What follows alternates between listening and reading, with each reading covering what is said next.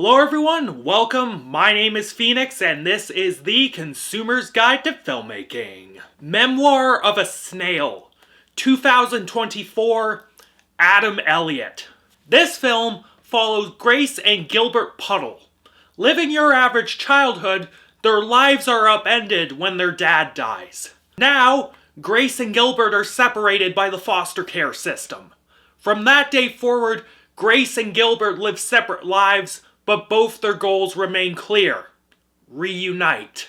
Adam Elliott really is using these movies as fucking therapy time, because goddamn, this was an incredibly emotional and brilliantly crafted film. I think my only real complaint with this film is that two is a pattern. Adam Elliott seems to have treaded into the dangerous territory of having a shtick. This script, in ways, bears resemblance to his previous film, Mary and Max. While there are differences in how things are presented, it still resembled his other films structurally, even down to the main character wanting to off themselves in the third act, and then something happens to repair their hope. But even having shown he has a shtick, it bears repeating that there are differences in how he presented this particular story. To start, our main character is now the narrator. This gives the events of this particular film a more personal feel. Grace telling her own story allowed us to connect to her more, and what a story she told.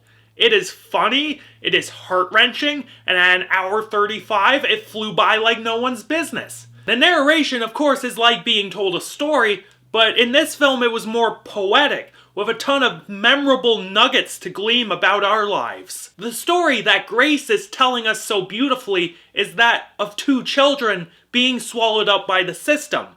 While relatively speaking, Grace lucked out with a stable set of parents. Their only maladies were that they were degen swingers and a little neglectful emotionally, but they never actively harmed Mary, so there's that. While Mary lucked out, Gilbert got the short end of the stick. He ended up in an abusive cult. Both kids deal with the turbulent tides of growing up without stability in their lives. Depression, anxiety, and heartbreak abounded in their lives.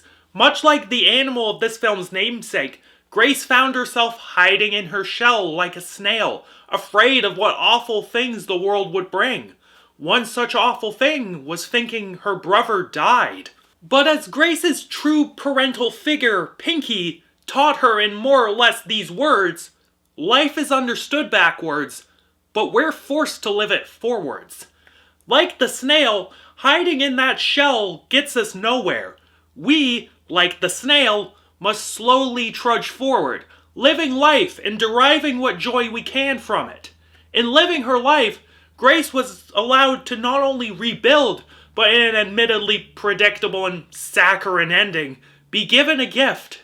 Her brother, alive and well. Closing all their unfinished chapters together, the two break free of each of their shells and go into life new people. Grace and Gilbert are voiced by Sarah Snook and Cody Smith-McPhee respectively. The former, off of her success in the show Succession, decided to show a much tamer and more vulnerable side to her range. She portrayed the loneliness and sadness of a girl separated from her true family with such subtle and mundane beauty.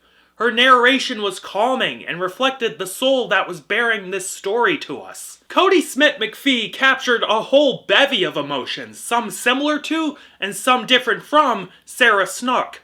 Smith-McPhee's performance was one of male teen angst, but not the sort that makes you roll your eyes or is performed like Hollywood schlock. It's the spurning a boy feels when his best friend is gone, the anger of being abused by people who genuinely don't give a shit about him, and the love of a brother.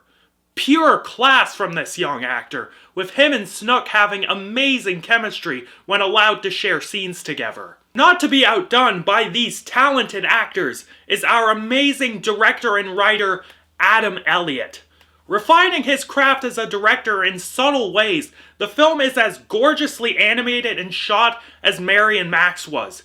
Maybe not as visually stunning in obvious ways, but still marvelous. His use of snail imagery throughout was poignant without lapsing into the obvious. Elliot's sight gags in this film were honestly brilliant. I especially loved the tombstones for Pinky's husbands. Those were quite punny. They were cute. The character models and worlds had tons of personality to them, even allowing himself the more adult option of nudity.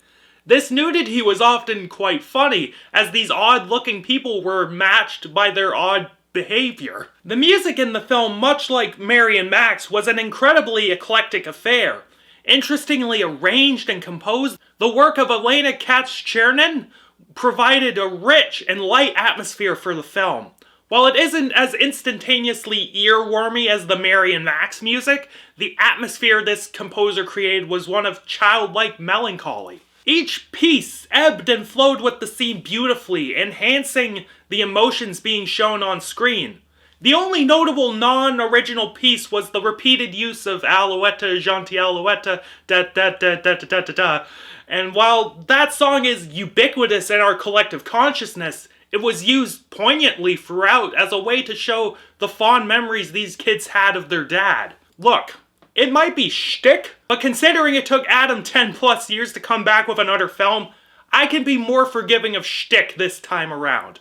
Memoir of a Snail is another emotionally resonant tale of lost souls finding their way in our scary and confusing world. Performed beautifully by Snook and Smith-McPhee, written with care and empathy, and directed with vision and confidence. I pray this time it doesn't take Adam another decade to craft something again, and I also pray that he maybe changes things up the next time around. Either way, Memoir of a Snail is a stone-cold banger.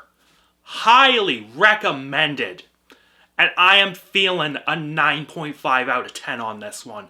Fantastic film. Catch you later, guys.